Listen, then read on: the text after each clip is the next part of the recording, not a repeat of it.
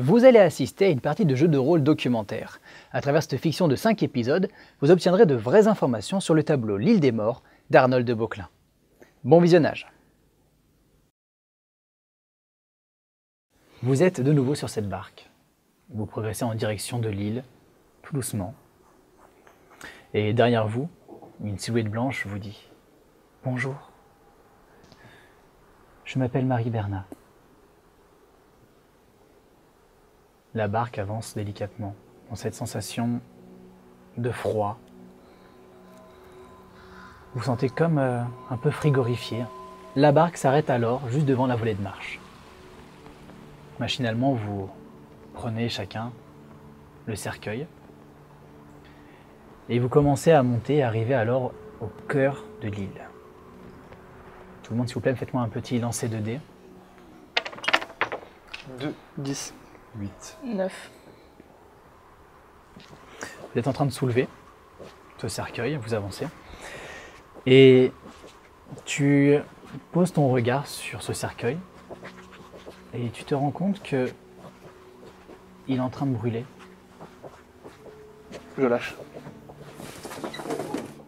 Vous commencez à être pris sous le poids. Rappelez-moi vos scores. 2. 8. 9.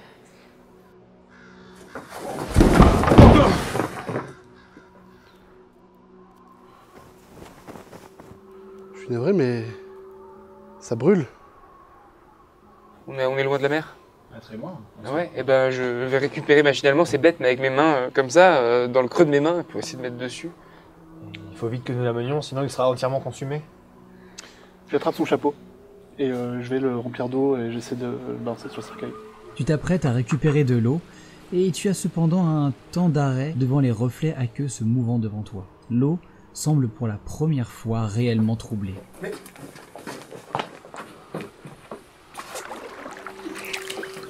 Vous ramenez l'eau, mais après quelques allers-retours, vous vous rendez compte de l'inefficacité de votre action. Et du coup, je bug sur. Non mais c'est un feutré quand même. Ben, moi je regarde le cercueil impuissant en fait, j'ai les bras qui tombent. Pareil. Puis je le regarde se consumer. Amenons-le au caveau. Avant qu'il se consume. C'est soit on le lâche, soit on sort le corps. Mais sans cercueil. On peut pas mettre un corps dans un caveau. Vous avez raison. Et je prends le cercueil et je me dépêche de. Je leur fais signe. Hein. Du coup, c'est plus dur, mais. Bah, j'essaie de les rattraper.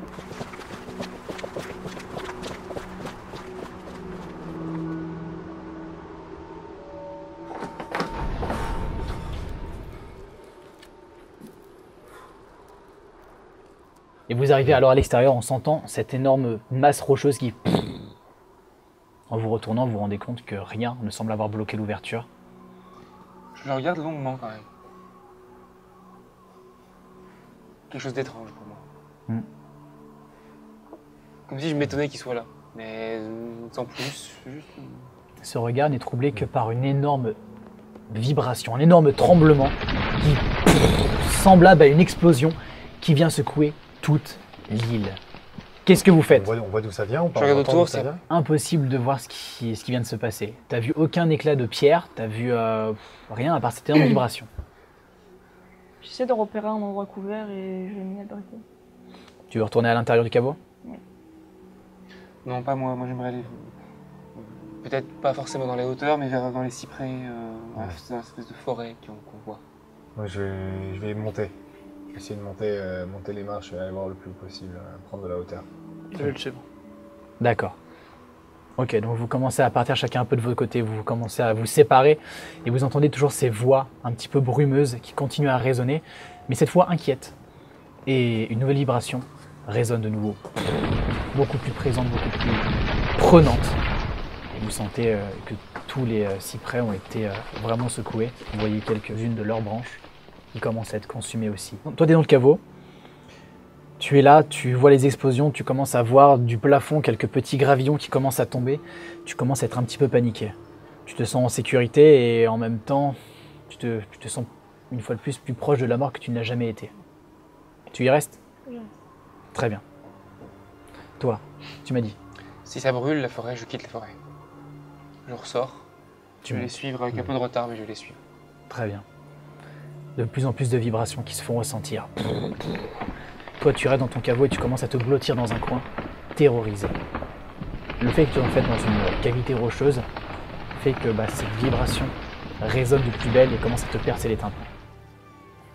Vous commencez à courir, vous êtes maintenant à un étage. Que faites-vous? Moi, j'essaie de grimper le plus haut possible en fait. J'essaie de me tenir au niveau des vibrations et de monter le plus haut possible. En fait, je veux voir. Je sais pas d'où ça vient, mais je veux voir. Toi, Je le suis, moi je suis dans le suite groupe. Quoi. tu continues à monter. Moi, du coup, je les vois partir tout en haut. Ça n'a pas d'importance pour moi. Je préférais rentrer dans le caveau qui est en hauteur.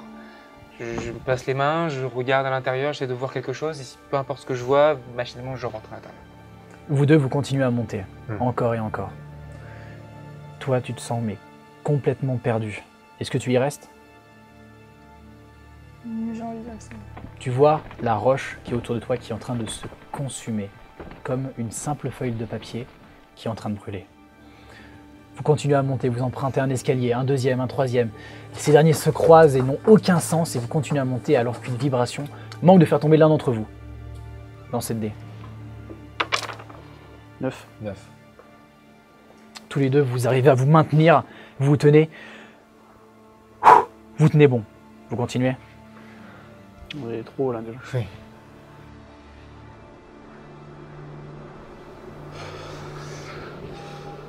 On n'a pas le choix, faut monter.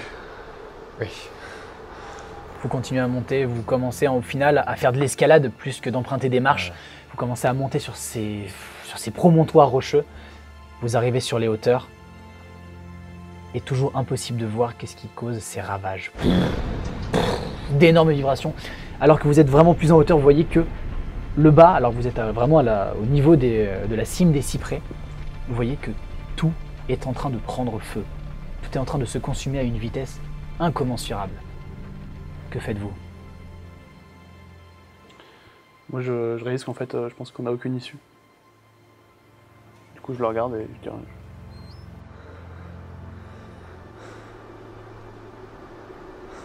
La seule issue, c'est la mort. Il y a un grand saut que je peux faire là. Tu peux sauter, soit en direction de la mer d'un côté, soit en direction du centre de l'île.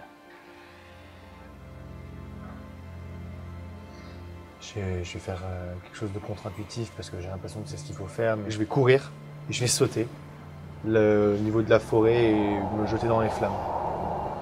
Toi, tu le vois faire ça. Qu'est-ce que tu fais? Ah ça me terrifie, du coup je regarde. Est-ce que je le vois disparaître dans les... Tu le vois sauter et tu vois ses yeux s'écarquiller alors qu'il est en train de tomber face à toi. Tu vois qu'il ne te regarde pas toi mais qu'il regarde le ciel d'un air complètement impressionné. Je vais regarder du coup. Le ciel lui-même est en train de se consumer.